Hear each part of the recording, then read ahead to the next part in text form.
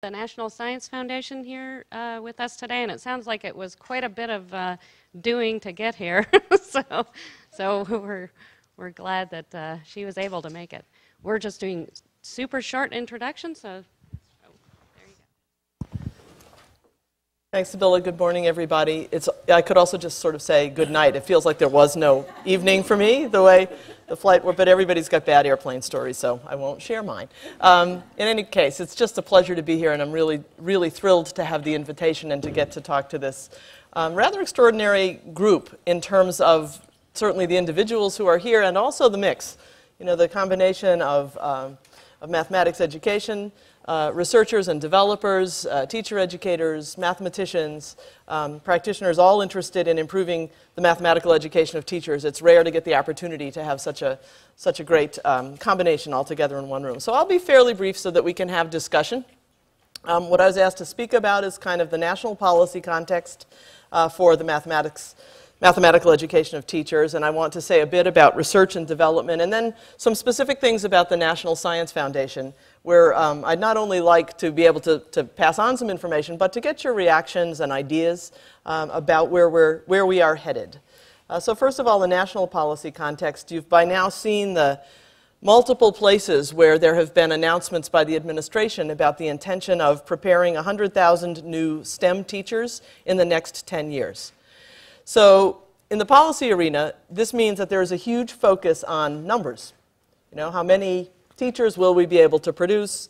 And the National Science Foundation, of course, is asked to be a part of that in partnership with our colleagues at the Department of Ed. I understand Michael Locke didn't make it, but I'll say a little bit about what he might have said, I hope, in that for the 12 budget request in this area in support of the President's goal of 100,000 new teachers, the Department of Ed has proposed an $80 million program that they're calling Teacher Pathways. That's very much direct services, get teachers into the pipeline and prepare them to do effective STEM teaching. And then there's a $20 million proposal for an NSF program that would be essentially the R&D side of this Teacher Pathways program.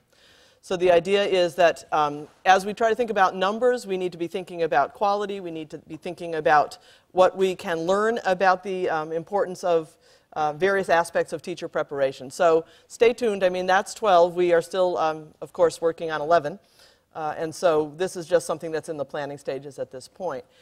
Another piece of policy, the America Competes Reauthorization Act, ACRA, has a variety of foci around teacher education, but I thought I'd pull out this one. This is tied to the to NIMSI, the National Math and Science Initiative sort of approach, which is to say, let's find effective practices that lead to bachelor's degrees in the STEM fields and also lead to preparation of teachers. And so there is a provision there to do work in this arena. Again, very focused, I think, on numbers, but also on quality preparation. There is the President's Council of Advisors of Science and Technology, or on Science and Technology. Their report was issued in the fall. It focused both on standards and speaks very strongly on behalf of the Common Core movement in a general way. It also echoes this 100,000 teachers notion. And then it focuses on an interesting piece of the landscape that I think maybe has been under-attended to in terms of our mathematics and mathematics education area, which is the recognition and honoring and frankly, the engagement of very expert, accomplished STEM teachers. And so this report calls for a national STEM teacher, master teacher corps. And I'll say a little bit more about that later. So I guess all I could say in summary is that the climate is really quite right policy-wise, at least at the federal level, to be very focused on issues of mathematics, teacher education, teacher preparation, teacher professional development, and effective teaching. In fact, it goes even beyond these multiple pieces to legislation that calls for this committee, I have to be really careful not to say whole sentences in acronyms, but the NSTC Co-STEM ACA activity, calls for, and this is a big deal because it's the President's Office of Science and Technology Policy, which means it gets a lot of attention. This committee is chaired by Carl Wyman, the Nobel Prize-winning physicist. They've called on the government to create an inventory and strategic plan for federal STEM education investment, which means that there is very strong focus on potential overlap of programs as well as complementarity of programs and essentially what's the government's theory of action or master plan really for how we will focus on STEM education. So that's going on now too. And I just think it's useful for leaders in the field to know these kinds of things are happening because the questions that we will be getting about overlap, about duplication, about making clear what the NSF role is, say, so that it complements what the Department of Ed does, those all become very important for us, and we'll need to rely on your thinking and your work to be able to illustrate how that all plays out. So I wanted to switch now and talk a bit about research and development and the enormous leadership that the mathematics and mathematics education communities have already demonstrated over decades as you think across STEM, but also to put forward, I think, some challenges for where we might need to go headed toward the future. So Mary Kennedy, among many others, has been very clear about the importance of knowing what it is that teachers do and understanding that that is actually what is most relevant to student learning. And so there is this continued quest that I know you've talked about in parts of this meeting and in the sub-communities that you all represent, continued quest to relate the teacher characteristics or instructional practices to student learning outcomes. Because think again about the federal context. We're being pressed to say, how do all the efforts interface and intersect? Where is the impact? Very quickly that turns to an accountability discussion and really to a discussion of whether funds are being well invested. And so the question about student learning is always there in those discussions. And therefore, I'd like to bring it to you, to this wonderful setting, to just make sure that we're all still attentive to the fact that in the end, the policymakers and the investment side will be focused on, is this sort of teaching leading to student learning? Which means that we as a community, you as a community, are challenged to think about all of the challenging measurement and research issues in trying to answer these questions. These are not simple research questions. They require elaborate constructs of teacher knowledge, which this community has worked on, of course, understanding of how to look at instructional practice in valid and reliable ways, understanding of how to design studies. And it doesn't mean that everybody's studies need to be about this, but some do, that can enable a look at impact on student learning. So I put that out there as a part of the research context that I think derives from the current policy context. There also, of course, there's always sort of a steady stream of reports. These are reports from national organizations, not necessarily government reports, but they're out there, and I think they bear watching because, of course, if ultimately we're looking for funding that will support the kind of work that you do, we also need to be sure that we're taking into account all pieces of the context. So this is a report by NCATE, the National Council for Accreditation of Teacher Education, the organization, one of the organizations that accredits universities who are engaged in teacher preparation. And their short tagline is, we need to turn teacher education upside down. So that got a lot of attention in the press. But basically, they make a very strong focus on the importance of grounding teacher preparation programs in clinical practice and interweaving the academic content and the professional education courses, which, again, is a topic that many in this room I know have thought deeply about. But particularly from the perspective of mathematics, it raises a number of interesting research questions that aren't very well understood. We have lots of reports that tell us that we need to know more and that are actually working on how to do it. So I expect that some in this room are involved in this Gates Foundation Measurement of Effective Teaching project, a massive nationwide effort to gather data about teachers in a range of types of classrooms. Mathematics teachers are a part of this, and to assemble instruments and tools to see if it's possible to make progress on reliably measuring effective teaching. And I know that projects that have been represented here are probably a part of this. So you have other entities outside of the government trying to work on the problems too. Then there's the National Academies, National Research Council. They released a report last year that has gotten some attention, but it tells, a not very positive story in terms of the research. Difficult to assemble a clear picture of teacher prep because there have been no systemic efforts to collect the necessary data. So stepping back just briefly for a moment, one message that I would draw from what I've said so far might be that in addition to very focused deep and possibly somewhat narrow emphases in research, we need to continue to work toward large-scale efforts as well. Large-scale data gathering efforts, secondary analyses of existing data that can complement the very careful, fine-grained work that is looking at particular practices and classroom activity. And this NRC report, in a sense, argues for that. It argues that there need to be better data gathering systems around for teacher prep institutions, as well as, in a later part of that report, it argues that the U.S. Department of Ed fund almost like a research network that would address some of these issues across the country through a variety of sites. And you have then researchers who are not necessarily part of the mathematics education community, but who study issues around math teacher preparation, and they are also heard, I think, in this overall context. Ingersoll and his team have for years been looking at issues of shortages and supply needs for teacher preparation, teacher education in mathematics. And one of their recent studies has reported that the pedagogical preparation seems especially important. We in mathematics education also know of studies that have demonstrated that pedagogical preparation integrated with mathematical content and subject matter preparation also stands to be quite powerful. And so there's continued work that's needed on how to do that. Here are a few resources that you may or may not know about. The Department of Education has been very focused. Michael Locke would have said that there are 4 tenets, which I probably should remember, but I won't. But one of them, 4 tenets for the department's focus on improving K through 12 STEM education is about the generation and use of data. The idea is that to improve K-12 STEM ed, we need to understand it more fully and get to a place where teachers actually are using data, bless you, about their schools and about their students to make improvements. So it turns out that the department also has been, for many years, funding these statewide data systems. And so your state probably has something in place. There are some states that are further along than others. These are meant to be integrated data systems that can follow students across their years in school with substantial ability to disaggregate among a variety of variables.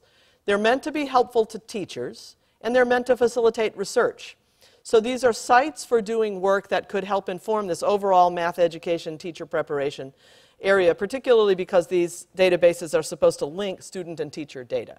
Now, as you may know, there's also enormous sensitivity about these databases because of their use in teacher appraisal and in making judgments about teacher compensation. So these are not for the faint of heart, but there would be a value, I think, in more folks from the mathematics communities beginning to look in these sorts of national repositories and international studies. Here's another one.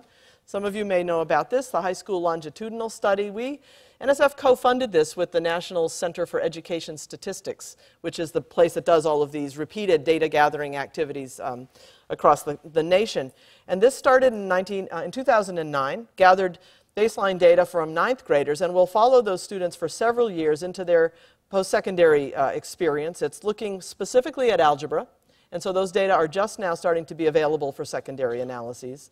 But there are survey data from teachers and others in the school that, again, could help to shed some light on these issues of teacher education, perhaps. It's both a nationally representative study as well as representative of 10 states. So the samples were increased within 10 states in case folks are interested in doing research locally. So that's worth checking out if that's an interest. But let me turn now to NSF. So that's like the very quick tour of context, at least as I was thinking about it while we were stuck in Denver yesterday. No, I've been thinking about it more than that, actually. So NSF opportunities, and I want to start, if you look at the NSF website, the first thing that jumps out at you, I hope after you see NSF, is the slogan, "Where Discoveries Begin." And I want to just point out that the new National Science Foundation director, who is an engineer, Subra Suresh from MIT, is very committed to this notion of where discoveries begin. And he's committed to what he's calling a one NSF vision, which is quite important and significant for education at NSF, because EHR, the Directorate for Education and Human Resources, sometimes has been more disconnected than it is right now, frankly, from what we call the Research and Related Activities Directorates, the other parts of NSF that fund scientific mathematical engineering research. But the new director's notion of one NSF means that EHR, which actually really means all of you. All we are, I think, is a sort of a pass-through place, right? The money comes in, you all propose excellent ideas, and then you have the support to do that work. So really the EHR story is the story of the field's collected work, moderated slightly, I suppose, by what NSF puts forward as solicitations or calls for proposals, or what gets funded, actually. So if we are thinking of one NSF, and we are thinking of where discoveries begin as the kind of mantra of the organization, then I think we need to be thinking of EHR also as a place that's about discovery. And it has been for its 60 years, but sometimes those discoveries slip more to the background, and other kinds of activities slip to the foreground. So the challenge that I think we all face right now is, how do we recapture this notion of the Education Directorate as being a place that is about discovery, and at the same time that is clearly about affecting society and making a difference for schools and teachers and kids. And that's the balance that we're seeking to address. So this rather busy diagram came out of a foundation-wide task force a couple of years ago, when we were asked to describe what happens across NSF in education. And so the members of the task force came from all over the agency, and basically it was a computer scientist who led it, and she wound up producing the final diagram here. And it's a standard sort of R&D cycling kind of diagram, but with lots more intermediate feed-forward and feedback loops. And so just very briefly, this notion that NSF, remember the where discoveries begin idea, is a place that is about and has been about basic research on learning, particularly STEM learning. And that happens both in EHR and in other parts of the agency, like in the social, behavioral, and economic sciences, the biological sciences, even computer science. Multidisciplinary learning and education, R&D, I think probably characterizes a lot of what EHR has done over the decades. The development of instructional materials, the design of teacher institutes, the offerings for teacher preparation and teacher enhancement. But increasingly over the years, those have been accompanied by research and evaluation emphases, and that becomes work that spans all of NSF's disciplines in many ways. Small-scale implementation, EHR also has invested in a lot of this. I would count even math-science partnerships really as small-scale implementation. They aren't meant to reach the whole country, but what they are meant to do is create well-tested models and findings that could be of use across the country. Also, across the agency, there's a lot of small-scale implementation. The Office of Polar Programs, for example, has great programs for sending teachers to the poles, for engaging teachers in Antarctic studies and so forth. And those are small-scale opportunities for teachers to work directly with scientists. Building capacity is what we do in graduate fellowships, in our work with minority-serving institutions, and much of the teacher education actually is also about capacity. Large-scale deployment, and if Mike Locke were here, he would, I hope, agree, is really better done by the U.S. Department of Education. They have the reach, they have the programs, they have the relationships with states to do this. So one could say, well, then that's fine. NSF just stays happily in its sort of research and development area and doesn't worry so much. But we really do need to worry. What we need to figure out is what it takes to design for scale. What it takes to do this discovery work, to do these fantastic, well-tested, carefully crafted instructional materials, technologies, teacher institutes, and so forth. But to have around them the knowledge base that it will take to bring them to scale, so that those that are effective under certain conditions with certain populations can be used more widely. So you'll see a continued press on that arena, and also continued seeking of advice from the field about what it means to design for scale. It's not just about having good evidence. There are other matters that are a part of it as well. So I wanted to end with just a few comments about my sense of the changing landscape of schooling, of teacher education, and actually of NSF funding. And this is not news to any of you, but again, if NSF is about where discoveries begin, there's this kind of forward-leaning, looking to the future culture in the place, which means that for those of us who work in education, despite the enormous press of today's challenges, there's this constant feel of needing to look ahead. So think about virtual schools and e-courses, and the ways that kids are now engaging social networking to the exclusion of many other sorts of modes of technology, the need for learning communities and the emergence of learning communities around topical interest areas, learner-driven or personalized curriculum, the role of cognitive tutors, the blurring of inside and out of school learning, and then digital content and learning objects, new language that you see around these days. So as we look to the future and try to imagine how the present might predict it, it gives me pause, at least, in thinking about the preparation of tomorrow's teachers. Because in a sense, it's probably a part of the responsibility of those folks in mathematics and mathematics education to not only think about the nature of mathematics and the preparation that the students need in mathematics and pedagogy, but the contexts in which those students, those future teachers, will work. Because the future teachers are the pupils who are right now in these settings, learning in these ways. The changing landscape of teacher education, again, very interesting shifts, the blurring of formal and informal, where museums, science centers, and other science-rich entities like the National Labs see it as very much a part of their mission to do teacher education. So although there's no real national system for teacher professional development, there are a lot of players, and they don't all necessarily pull in the same direction, which is fine, but it would be useful to know what that landscape is like, and for mathematics to be able to capitalize beyond higher education in the great arena of focusing on teacher professional development. Simulations as settings for teacher learning. Those are out and about now. Certainly outside of traditional university programs, the numbers of alternative approaches to teacher preparation and continuing ed continue to grow. And then this notion of lifelong personalized teacher learning. I will tell a brief anecdote. My middle child, our daughter, is a first-year mathematics specialist in Massachusetts. And she is on the phone with me a lot, which I guess is good. I'm happy to talk to her, and I'm happy for the questions she is asking. But I watch how she approaches her planning as a teacher, and she is surfing the web, finding things that she hopes are credible, occasionally checking with me to see if I think they might be credible, and assembling together her lessons based on a coherent and well-organized curriculum that's in place in the school, but she is needing to either supplement or adapt for her particular set of students. And I know for sure that her undergraduate preparation did not prepare her mathematically to do that. I don't see that as entirely a pedagogical challenge.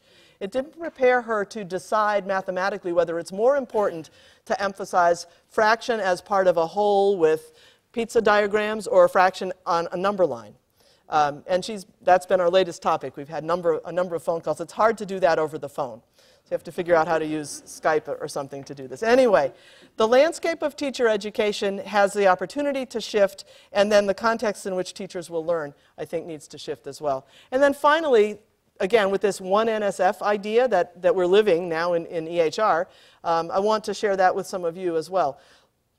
Many of you are folks who are funded outside of the Directorate of Education and Human Resources, I expect. And so you're aware of new modes of research that are very popular outside of the education space. Research coordination networks are becoming a norm in many areas of science. Do we in mathematics and mathematics education think of ourselves that way, as part of a networked set of professionals working toward solving some of our challenges? We could.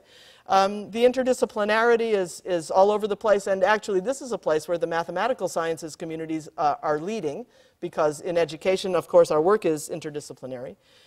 Big focus on potentially transformative research, you know, the next major paradigm shift, NSF always looking to see where that will come. And it's been my argument, internally at least, that can happen in education too. That we don't simply say, well, that will be for advancing research at the frontiers. That will be advancing education or education research as well. The director is interested, which means we're all interested, in the integration of research and education in new ways. So if you are very familiar with NSF writ large, you will know that NSF funds major facilities, telescopes, icebreakers that are sent out into the Antarctic to gather data, engineering research centers that focus on particular problems of innovation, the science and technology centers that are working to address societal challenges in different ways. All of these major investment areas, and these are large dollar sums because they go over many years, are required to have an education and public outreach component.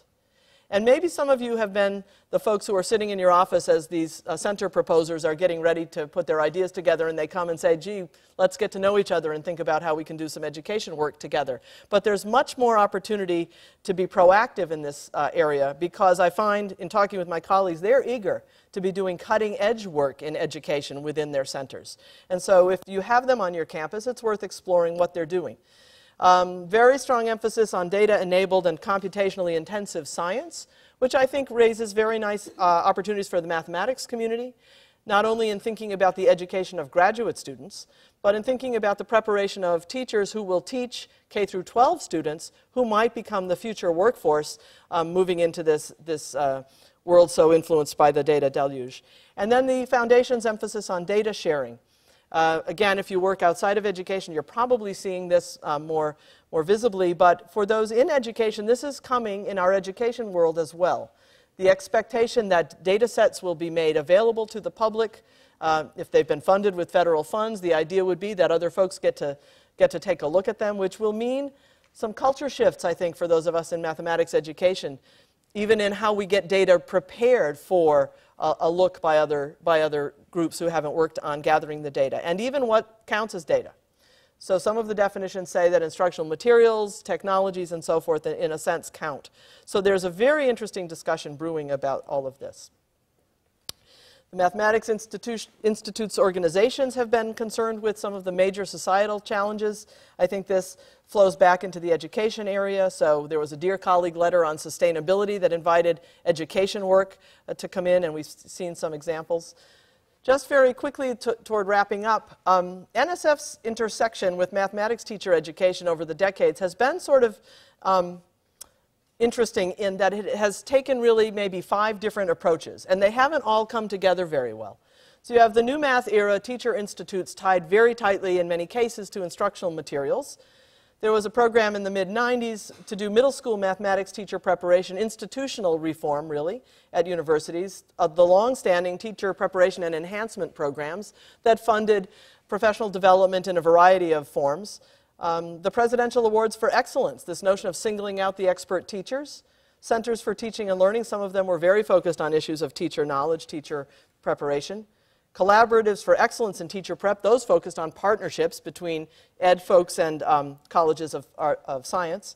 The Noyce scholarships are strictly about numbers, mostly, getting more folks into the teaching force. The MSP Teacher Institutes. And research on teacher ed has never really had its own program. It's been a strand or a thread through a variety of programs across the agency.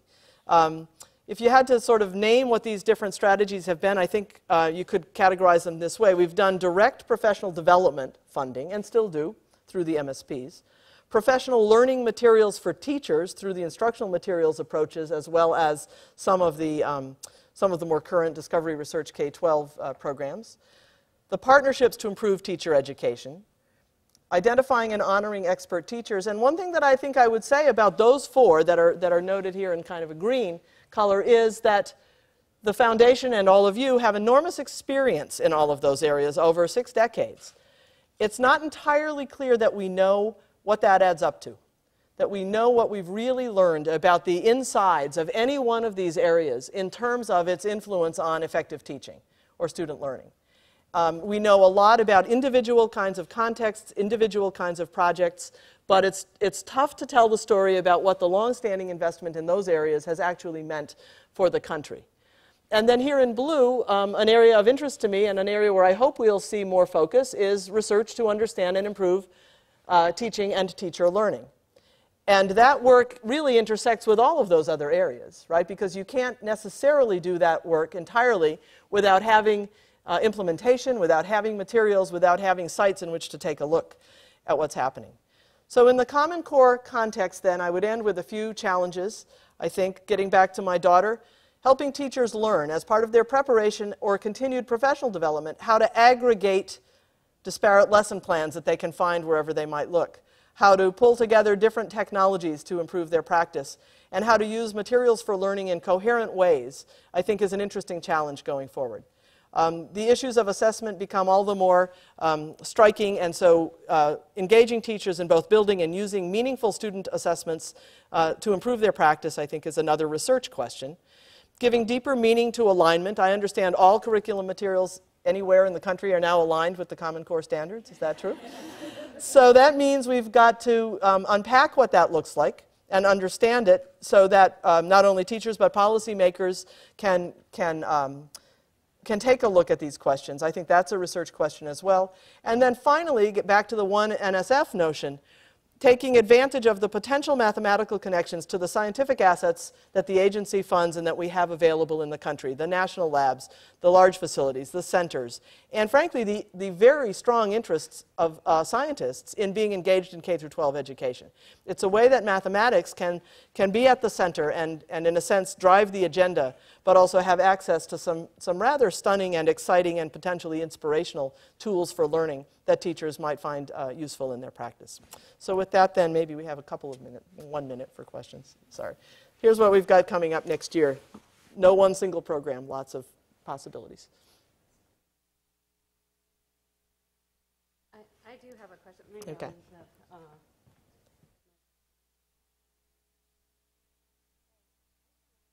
For all of us who teach math, mathematicians, math educators, K-12 teachers, to band together and really take charge of math teaching as a whole, take responsibility for it, and to drive each other forward by kind of competing for each other's admiration. And I think much of what you talk about here could be folded into that, Yes. Yes. but on the other hand, it often feels like in the policy arena, it's very much geared towards a top-down or an outside or external evaluations as opposed to fostering kind of internal competition, which I think is probably the only thing that can lead to true. So that's very interesting, and it certainly sounds like a sensible direction. And I assume that along with competition, there would be a level of coordination or coherence. I mean, maybe it's almost like having research and practice agendas that are agreed upon by this community, and then, in a sense, people kind of dividing up that work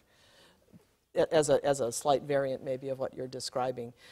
What I see with the policy making is, to be frank, those of us, you, we, I'm never quite sure which side I'm on, in the research and practice community, very often, as good researchers, good scholars, are tentative in what we wish to say about what we know, about what works, about what would be the solutions to problems. And the policymakers don't really have that luxury, right? A budget has to come forward every year.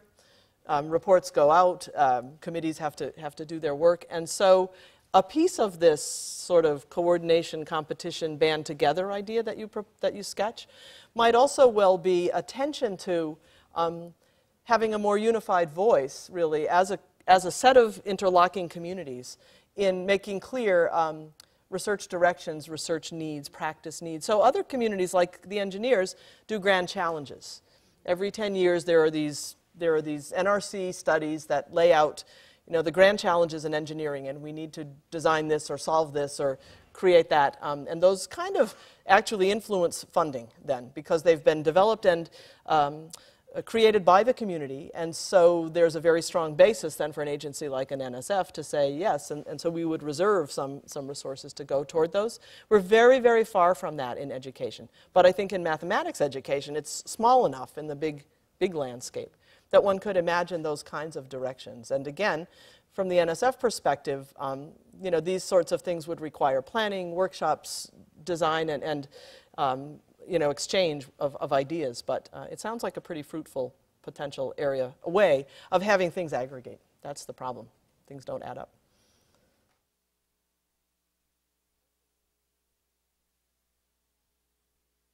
Thanks.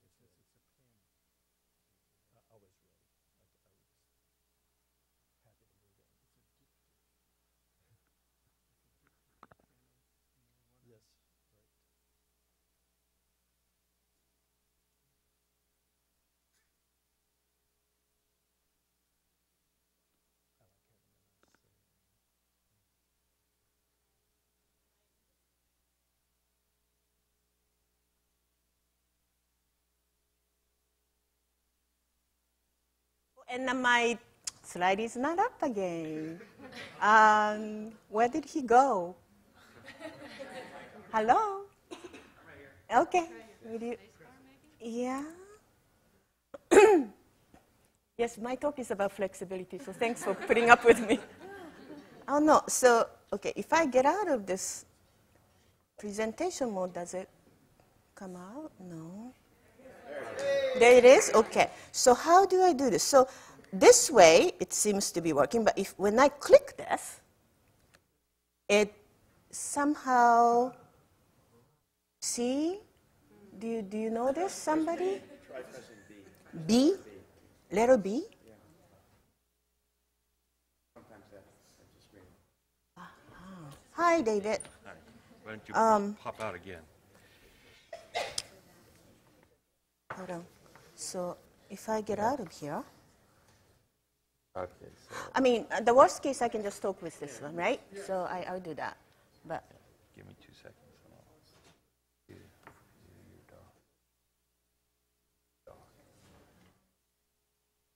doc. I mean, you go to the bottom and it's going to show. But, well,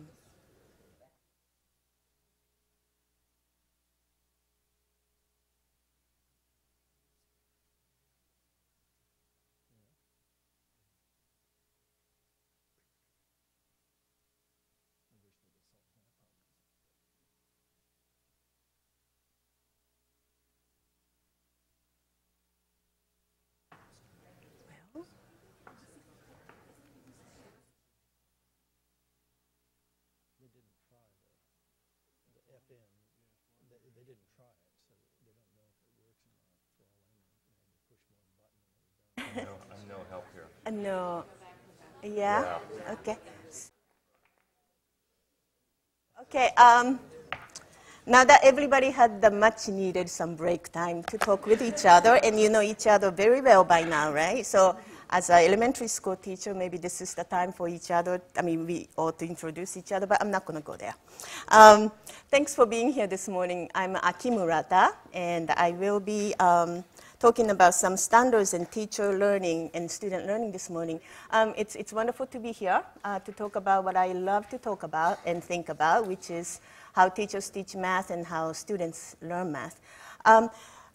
Before I get into it, I just wanted to acknowledge my 2 wonderful grad students who are here, Bindu Pothen and Melissa Kemmel, who helped with the preparation of this presentation this morning. So I'm from Stanford University, and that means I'm on the other side of the bay. So it's local, so I did not need a hotel room, but I had to drive here this morning. And as most of you do these days, I think, I got on my computer, opened my mapping program, which was Google Map, and to find the directions this morning. And as you know, with those programs, when you put two addresses in there, they give you different paths to get to the destination. So I could have taken 101 to Bay Bridge to get here. I mean, I'm sorry, those are local things. I mean, those numbers are freeways. But I could go through Dumbarton to 880 or 580 to 30 more scenic route. That was my preferences. Or if I was brave enough, I could take some streets, some local streets to get here too. But each path I chose, or I could choose, would have given me different experiences this morning. And that experience also depends on who else is on the road too, right? Or there may be accidents, there may be some constructions. So as I was thinking about this, today I wanted to talk about how standards may be like a roadmap that Google Map can give you how to get to the destination from where you are to where you want to get there. So if you think about standard as a roadmap of student learning of math, textbooks are written according to it, and teachers teach using it. And student learning is framed by the roadmap, and teachers ultimately understand how their students learn math guided by the roadmap. So that's my theme of today. So today, I would like to kind of talk about different standards, and I chose three. California content standards, because we are in California, and Common Core is the theme of this presentation. Japanese standards are commonly called as course of study. But I would like to talk about those three different frameworks for student learning of mathematics and highlight different ways they think about student learning. And I would like to focus on whole number addition and subtraction, just to focus my discussion enough that we have something meaningful to take from this. And I would also like to share some examples from textbooks because it's fun. And then at the end, I want to consider standards as, again, roadmap, ways to support teachers as they navigate the path. So when it comes to whole number addition and subtraction, I mean, different standards have different categories, the big bins. And this is just information for you that California content standards, addition and subtraction, show up in number sense and algebra and functions. And for Common Core, operations and algebraic thinking, number and operations in base 10, and measurement and data. And Japanese course of study, numbers and operations and quantitative reasoning.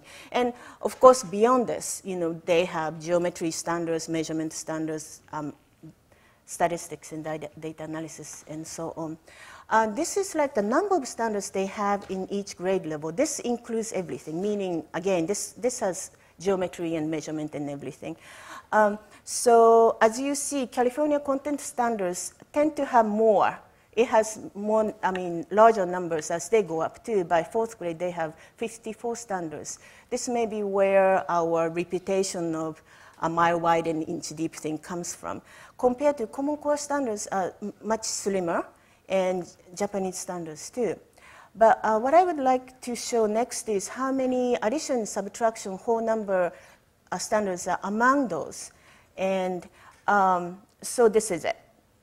So for example, so if instead of just going through all that, so for example, look at the first grade row for me. So what we see is for first grade, according to California content standards, about 1/3 of the standard is about whole number addition, subtraction. And for Common Core standards, it's more than 50% of the time kids are focusing on whole number addition, subtraction. And Japanese course of study, it's a little less than 1/3. So it's just, again, it's not a right and wrong, good and bad, but it's a nice contrast there. And one note to it, the Japanese doesn't have the kindergarten for standards because it's not included as a elementary education. And so by the time they get to fourth grade in the United States and third grade in Japanese course of study, that seems to be the end that they talk about whole number addition and subtraction. That means we consider students are proficient, fluent with this concept. So what do they say about what students can do at that point? So for California content standards, they say students demonstrate an understanding of and ability to use standard algorithm for addition and subtraction of multi-digit numbers. And Common Core 2 says fluently add and subtract whole numbers using standard algorithm. And Japanese standards still say procedures of vertical algorithm. Again, so it seems like they set the goal in a similar way. That by the time they go through different standards, different experiences in classrooms, they will be able to use standard algorithm. So just moving on a little bit, and I want to talk about more specifically different standards and how their wordings frame students' learning. So this is from grade 1, similar content, the same content. What do they say about this? So California content standards say know the addition facts and the corresponding subtraction facts and commit them to memory. And the same topic, same concept, Common Core describes as add and subtract within 20, demonstrate fluency for addition, subtraction within 10. Use strategies such as counting on, making 10, decomposing a number leading to a 10, using the relationship between addition, subtraction, and creating equivalent but easier non-sums. Okay, it's a lot more there. They just give different options for student strategies. And then Japanese content course of study talks about consider and invent the methods for addition and subtraction using 2 single-digit numbers and perform the operations successfully.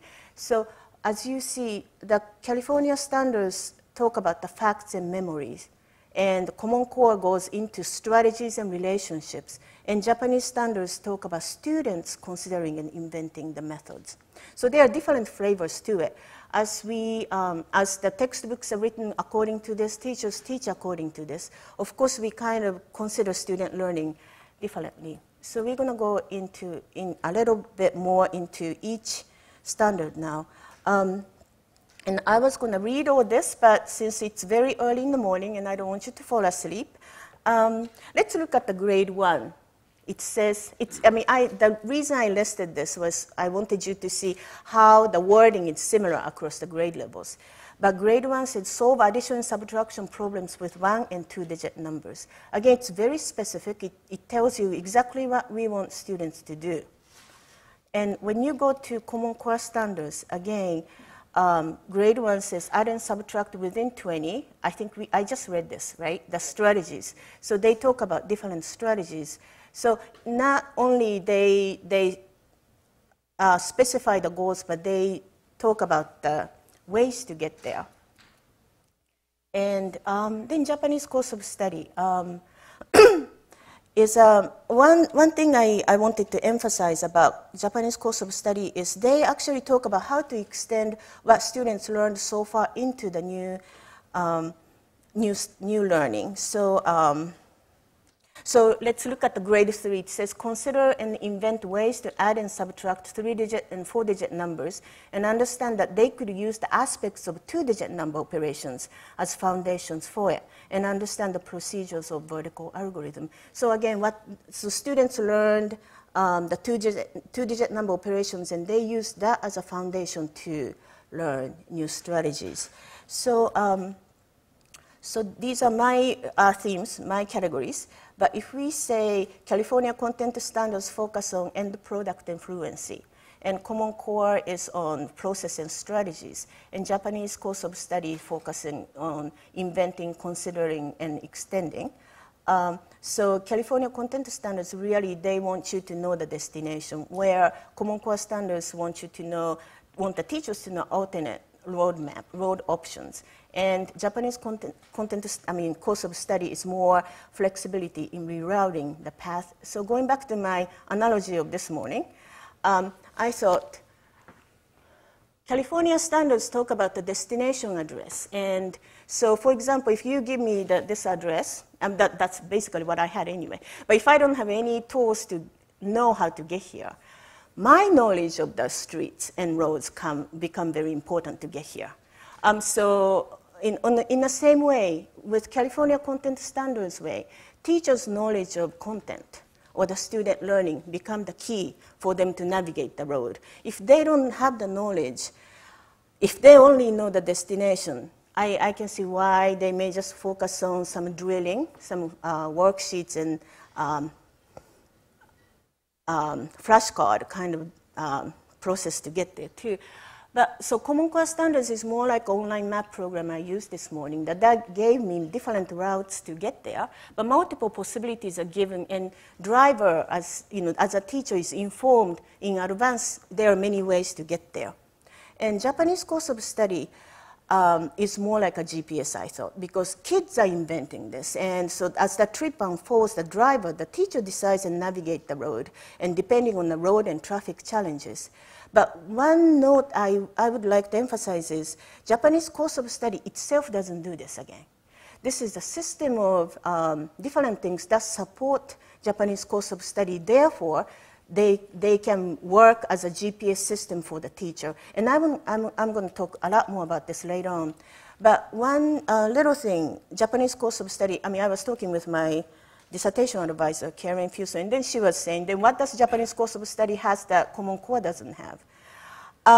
Japanese course of study is very slim, and it talks about overall goals and content goals, and mathematical activities like sample activities to support student learning, and vocabulary and terms. Again, this is very slim, and it doesn't tell you much. But I will talk about the system later on. So, but before I talk about the system, I just wanted to give you the flavor of, so when standards frame students' learning differently, how does it look like in textbook pages? What's going on in classrooms? So again, this is one similar content standards where inverse relationship between addition and subtraction is taught.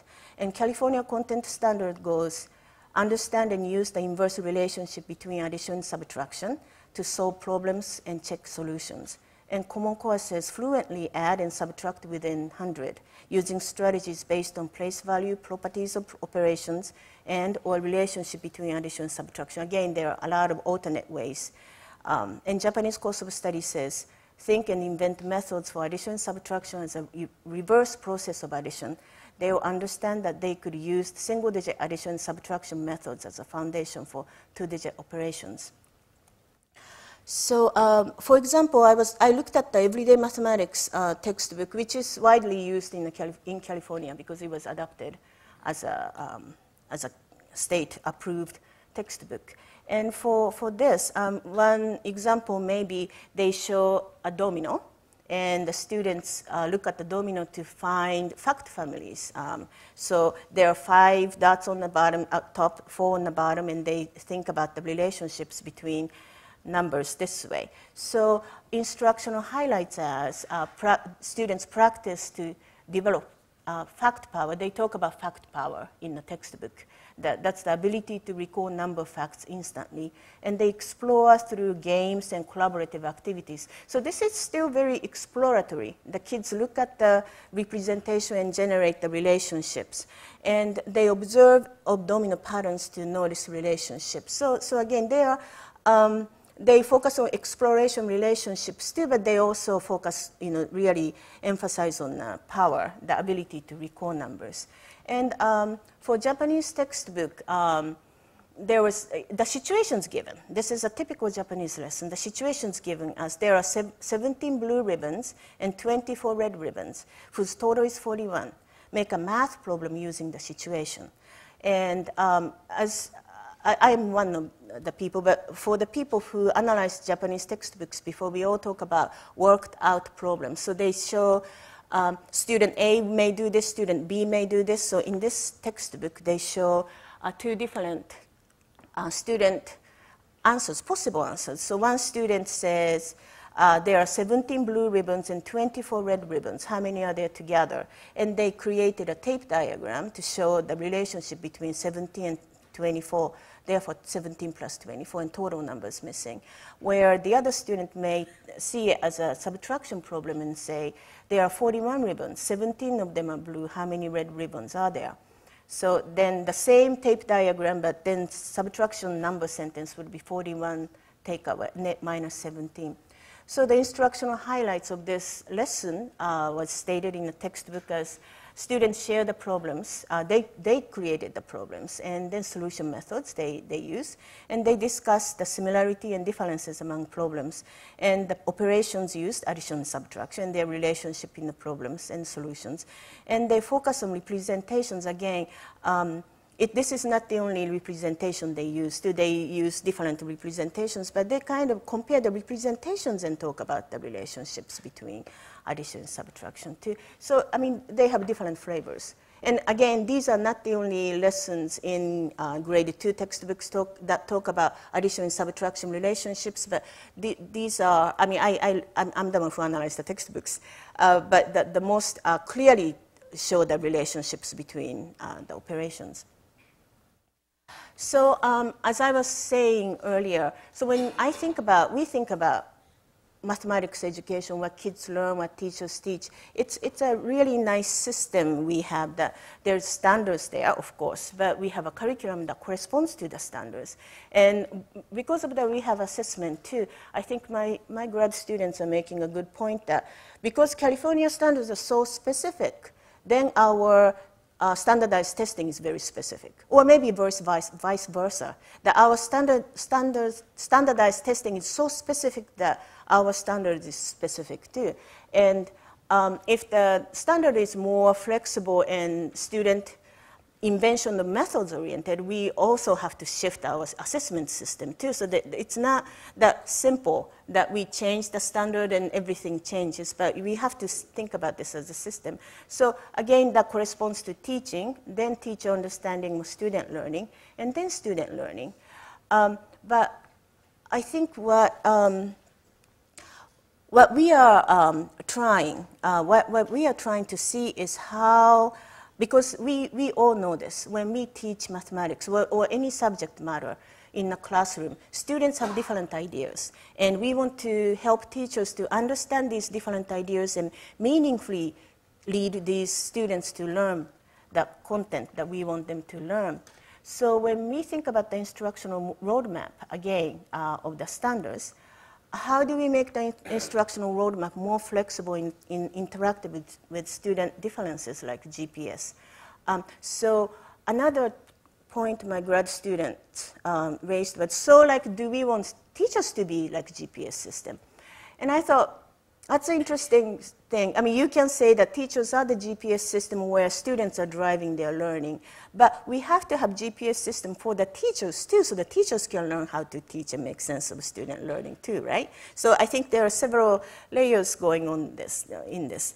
And you know, we may, I mean, I know we have common core standards which seem to be many steps ahead of California content standards, but looking in from Japanese teaching context, what they have, what is different in Japanese context is their textbooks and manuals provide very detailed guidelines as to how to teach math.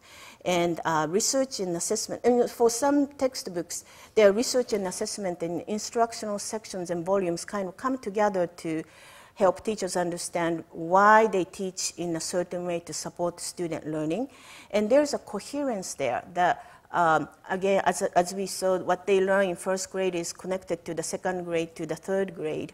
And also, you know, teachers teach multi-grade levels too. So all the teachers teach multi-grade levels. So they may teach first grade one year, but they may teach third grade next year and sixth grade following year. So they kind of know the student learning trajectory of mathematics there. So that's a little different thing. And lesson study seems to be a big topic of this conference, and I'm excited about it.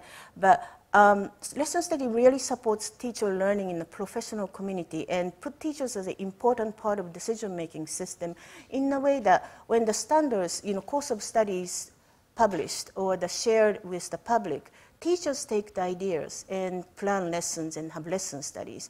And by doing so, they present their image of what the standard is saying, because standard is pretty vague and broad anyway. And from that activities, they learn from each other as to what it means to teach according to the standards. And then textbook companies take those lessons, ideas, and then make it into their textbook lessons too. So they have a very nice, coherent, collaborative relationship going on there, which I don't see in the United States. It's often that people who are making standards and writing textbooks and teachers and parents and kids are pretty disconnected. So that's one. That's my big thing I always talk about. But and I'm gonna end here. Again, thanks for the patience. Thanks for your patience this morning as I struggle to get the PowerPoint up. But thank you. I'm glad to be there.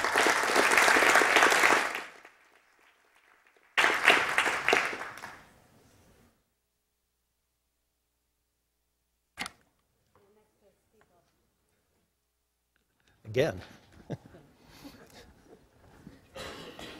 Ohio gozaimasu. Okay.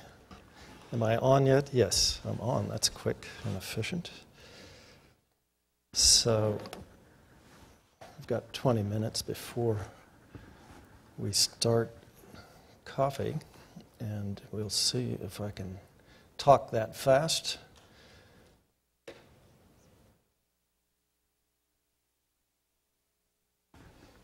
Okay, we're all with it. As you can see, my big decision for the day was to wear a suit or not.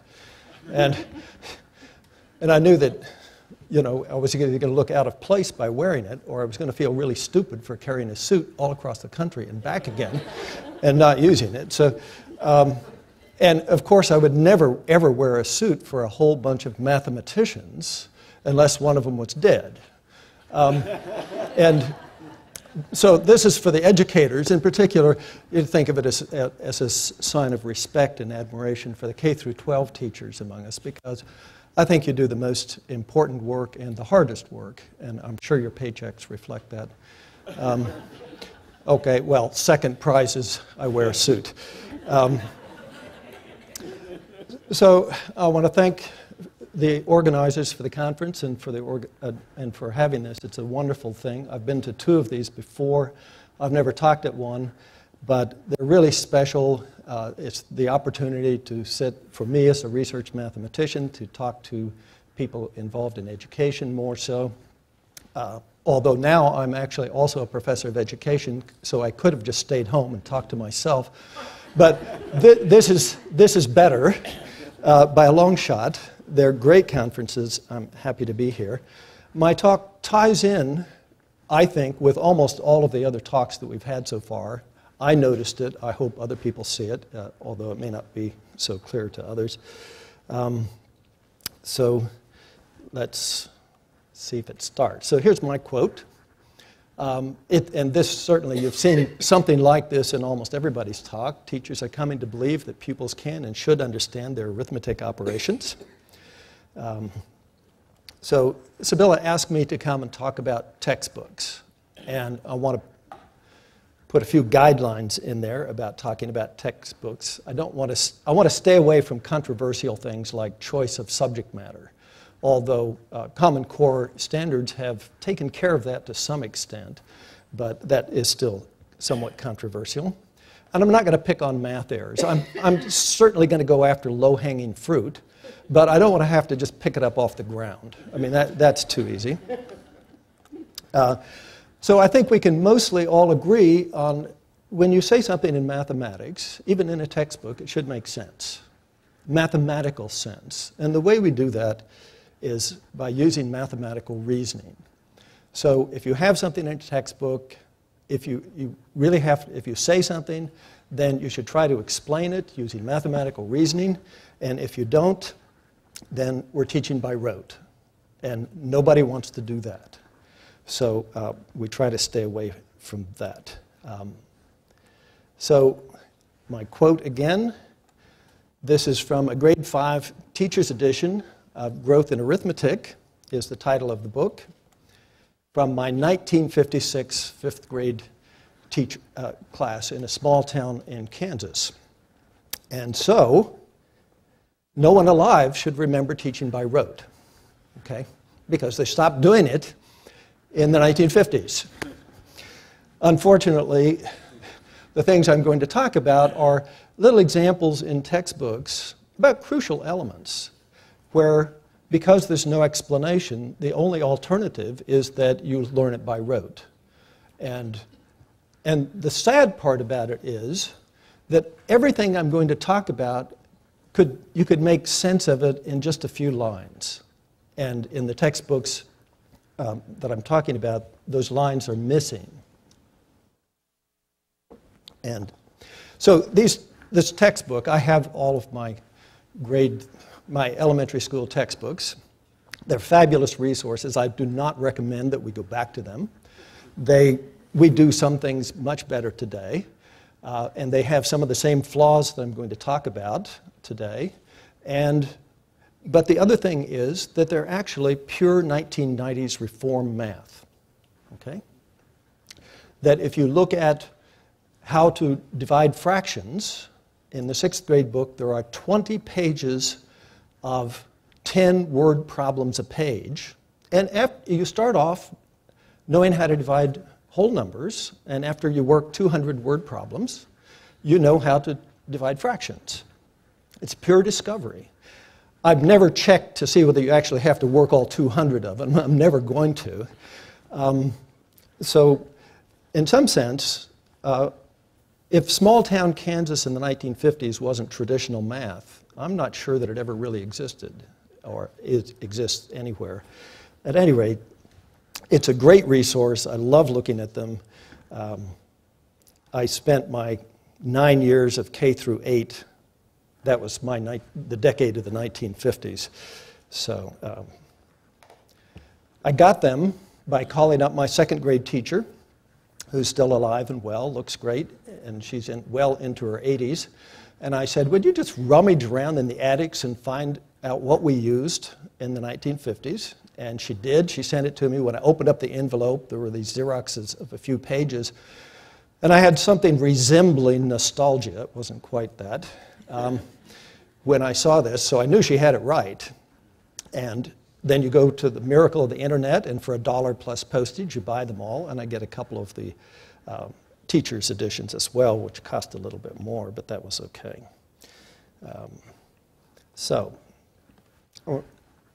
Get to my examples. Let's start with fractions. Now, fractions are core mathematics. If our students don't learn and understand fractions, we're all in trouble later.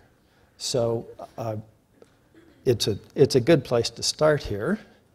As a research mathematician, fractions aren't a problem. You define them very abstractly. And in fact, if you think about them, then you realize they're what you learned about in elementary school. But it turns out that definition doesn't work real well in the 4th grade. So you have to, the mathematics starts off usually in grade 1 or 2 or 3, where fractions start as parts of pizzas or cookies. Okay? And what you always have in this introductory, and I don't have a problem with this, that's not my issue, is that it always starts off as fraction of something. And for the mathematicians in the crowd, this is a cultural aside that nobody else has to pay attention to, that means that fractions are introduced as elements of the dual of the reals. Okay? That's a very complex subject to deal with.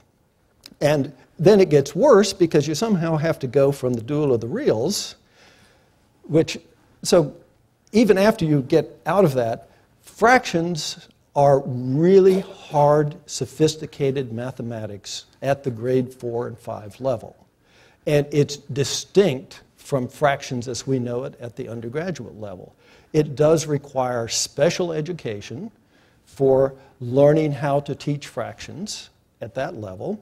It's a non-trivial, very sophisticated bit of mathematics. And I admit that I have only learned some of that since I got involved in K through 12 math. I used to think I knew fractions, and now I do, I think. So again, this is sophisticated, difficult mathematics. But ultimately, what you have to do is fractions are numbers. They're not parts of pizzas. Okay? But if you start with parts of pizzas, at some point you have to make the transition to numbers. And that transition is really important. And so here's my first example. In some books, the transition is made like this. On one page, it's 1/2 pizza plus 1/4 pizza is 3/4 pizza. And the next page, it's 1/2 plus 1/4 equals 3/4. But all they've done is erase the pizzas. So these are still virtual pizzas. They haven't actually turned them into numbers. This doesn't, just the pizzas being gone doesn't mean that you've defined fractions as numbers. So there's still work to be done here, but unfortunately there are books where this is how that transition is made, and they just hang there and they don't make any sense mathematically. So that's been left off. You can't multiply pizzas. You can multiply numbers. Now, as soon as I decided to say that, I knew that after my talk there would be 3 people that came up and told me how to multiply pizzas. So I'm ready for that, and I'm not sure I want to hear it, but I'm ready for it. So the next thing is, when you go to adding fractions, which is important, we need common denominators. And I see textbooks that insist on least common denominators. Well, the least common denominators involves the least common multiple of denominators. And that's actually difficult mathematics. And it's harder mathematics than at the level that adding fractions starts. And so, you know, you can just multiply the denominators and you get a common denominator and you're done with it. But instead, you see books that want to take something like this. Not a great choice because they're relatively prime, but it will show you. They show you how to do this. You just take all the multiples of 3 and write them down, all the multiples of 5, until you get out to a common multiple. And there's your least common multiple. Aha, 15. You can add up 1/3 and 1/5. And try that with 1/17 minus 1/19. Okay? This can take a while, and it doesn't make a lot of sense. So the textbook that leaves it at that there's a problem for me. So next, dividing fractions. I didn't realize I had so much fraction stuff in here. I just pick a typical 6th grade textbook. They're not all like this, okay? I don't own all textbooks. It's true I have a storage room full of them, but, and I haven't read all textbooks, and I'm picking things at random to give examples of where sense-making is missing. So here's a typical one. There's 3 examples. 1 divided by 1/5, which is 5. 3/4 divided by 3/8, which is 2. 3 divided by 1/2, which is 6. And then presto, the rule. To divide by a fraction, multiply by its reciprocal. That's not enough preparation. It's not enough explanation. It's not enough sense. It's not enough mathematical reasoning to justify this massive rule that encompasses all fraction division after having seen 3 examples. It's not good enough.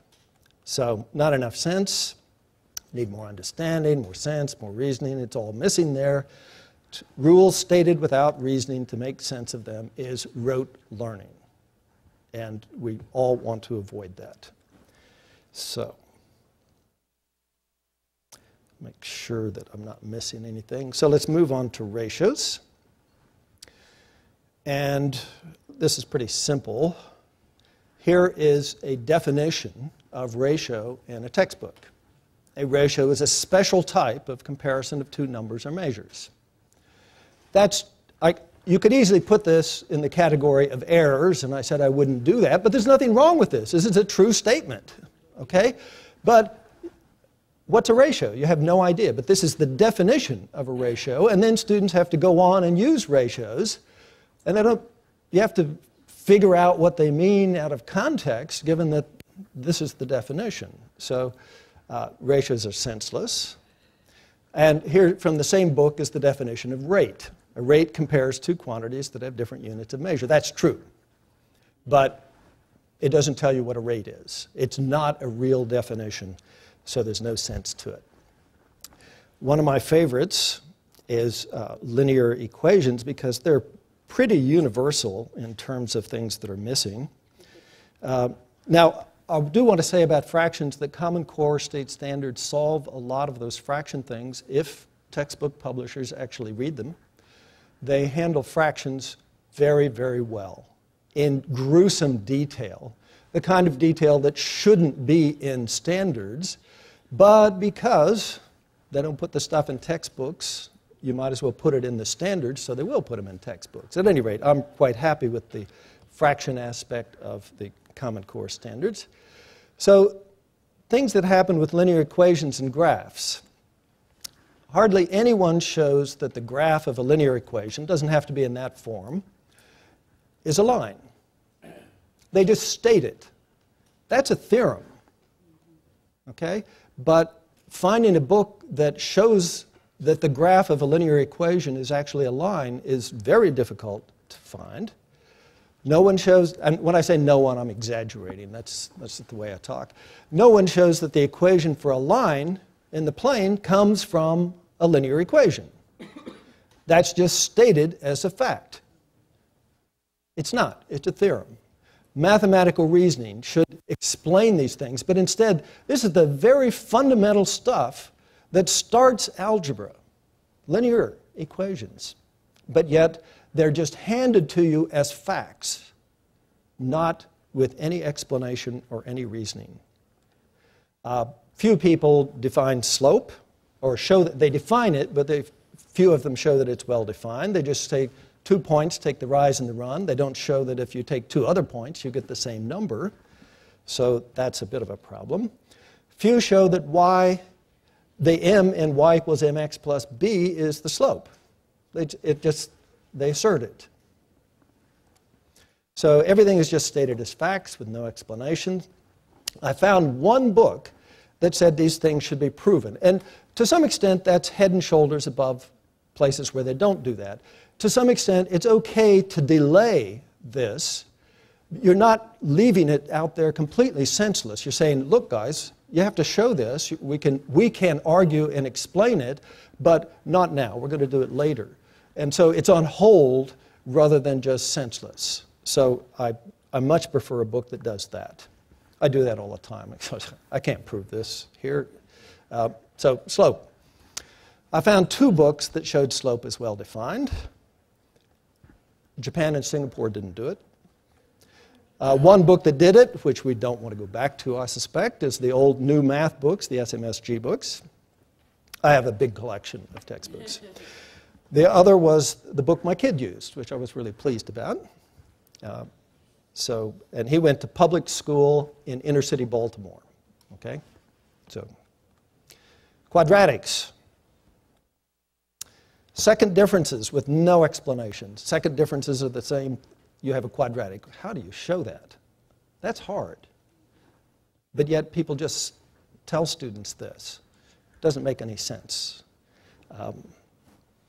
So parabolas are defined as graphs of quadratics. That's not what parabolas are. Parabolas are conic section, but that's okay. I don't have a problem with that. If you want to define parabolas as graphs of quadratics, that's okay, but then you can't just say, I mean, as some texts really love symmetry, and I like symmetry too, parabolas are symmetric about a central line called the axis of symmetry. That's it. There's no justification for it. It's a statement of fact, no attempt to make sense of it or prove it or explain it, and that's the end of the story for that. Some will show y equals x squared has a symmetric graph, which is not that hard to do, but that is as far as they go sometimes. If you just look at the proof of the symmetry of max-min, which is sort of the hardest thing that we've talked about, then if you start off with this, you can see I don't know how to do PowerPoint. You have your standard form. If you complete the square, and everybody teaches how to complete the square. So it's not that hard. You get this thing, and if you have that, it's easy to see symmetry and find the maximum or minimum. It's not that hard to do, but very few places do it. I found 2 books that did this, no more. My 1962 Algebra 2 book didn't do it that way. It took the standard form. It stuck in minus b divided by 2a, stuck in minus b divided by 2a plus k, and then subtracted the difference is a k squared, which immediately shows symmetry and max-min. But it's a level of algebraic manipulation that I find very difficult to find in textbooks today. But I can manipulate algebraic things now. This is important for STEM fields, but I don't want to get into controversy because people will say, no, you don't need to know how to manipulate. I think it's too late to start manipulation there. I'm for standard algorithms in arithmetic because you learn how to manipulate, but that's not relevant. So look at the area of a parallelogram. I checked 12 high school geometry books, including Singapore and Japan. Singapore and Japan didn't do it completely. 3 did it, including the Ancient New Math book. So the conclusion, too much fundamental mathematics in textbooks is stated without explanation. They're just arbitrary rules. There's no mathematical reasoning to make sense of them. If textbooks today are to be believed, contrary to what my 1950s textbook says, rote learning is still alive and well. And that's it. Thank you.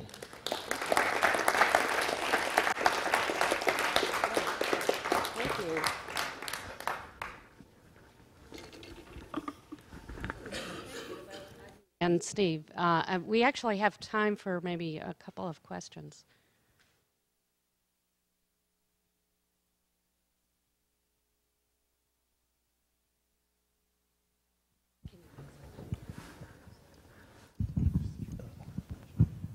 This is a technical question. I liked everything you said, but I didn't quite catch the symmetry of the parabola thing. It went by too fast before I could take a note. Could you put that back up quickly?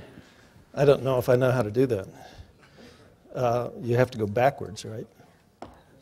Previous. I think the trick was stuck in means evaluate. I was stuck on that first, too. Oh, geez. Yeah. You guys don't stuck in stuff? Never mind.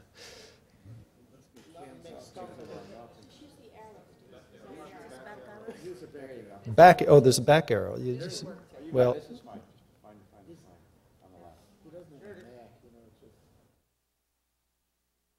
did you want the previous one or this one? Previous one. The previous one, the right way to do it.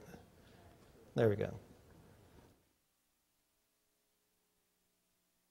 Yeah, it's not so much a question as a comment. I wonder if you read the article by, I think his name was Wu from Berkeley, in the AMS notices. I would say that in some sense what he's talking about there is for teacher education to take these issues seriously, and in the mathematics education of teachers, sort of, tie them quite tightly to a curriculum, and then go through it in a sort of mathematical sound way with the sense making and everything, not going so much outside, but trying to prove everything as elementary as possible. So I think that's it's just something to.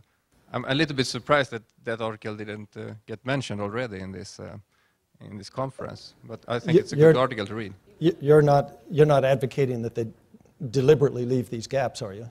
For sure not. It's not just.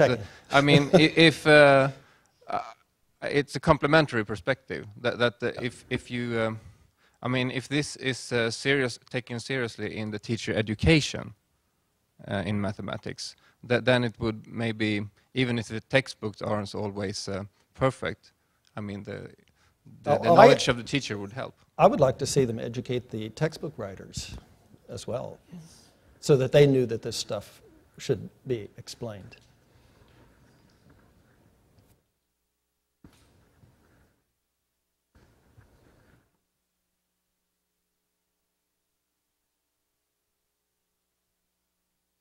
So you made some very strong statements and examples that you presented. Also use the phrase no one. So the question is, would you provide us with a list of the programs that you actually when I said, I also qualified that no one was an excessive statement. So I was thinking it might be helpful to know what programs you looked at. For example, on Friday night or my presentation Wednesday evening, I also had some examples about division of fractions. And those came right out of a program that in fact had a very careful set of experiences for students to go through to come up with a procedure for dividing fractions and having people, for making sense of it without the example you showed with, you know, after two quick examples, we're going to end up helpful so we get a sense of the range. I didn't use the no one phrase with the fractions. I picked individual text, which I probably shouldn't name. So. Okay, well, I think we should, maybe one more. Can you send it over? To the, at least the area of the parallelograms, that's definitely derived over many lessons by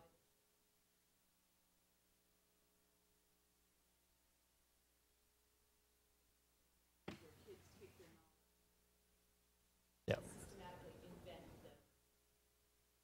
I had a limited collection of Japanese books. That's not right.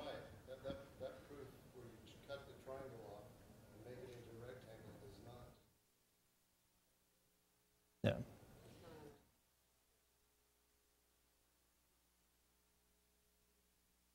Whole series of lessons. So the idea that it's being done, I think the general idea that it's being done without sense making. It was the textbooks that I had from Japan. Done at the elementary level. Okay, it's, we only have a relatively shorter break now,